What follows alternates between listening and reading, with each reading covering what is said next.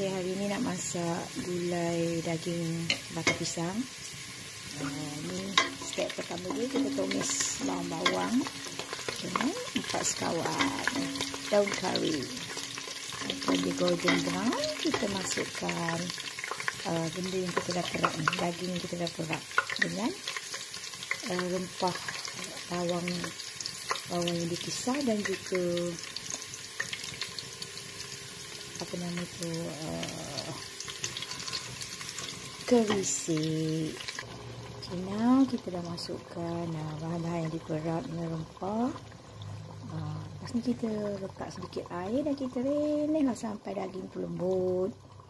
Senang je sebenarnya masak kari daging bakar pisang ni. Dia macam kita masak kari daging biasa, cuma kita gantikan kentang tu dengan bakar pisang.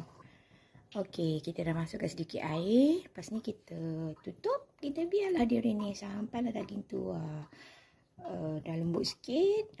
Okey, dah lembut nanti baru kita masukkan santan dan kita masuk batang pisang. Okey, rias pisang tu. Lepas tu kita renyah je slow-slow sampailah batang pisang tu dah lembut. Perasakan jadilah kari batang pisang. Ini rupa pisang. Suami pergi ambil tadi dekat BBSP. Kami memang tanam pokok pisang abu dengan pisang awak. Tujuan dia ni lah nak masak kari batang pisang. Daging pun dah mula mendidih. Kita tunggu sampai dia lembut sikit, baru kita buat proses seterusnya. Masukkan santan, masukkan batang pisang, renyah lagi, perasa dengan garam, siap. Okey, kita dah pun sampai ke step seterusnya, iaitu kita masukkan rias pisang. Batang pisang lah, kami pakai batang pisang lah, senang.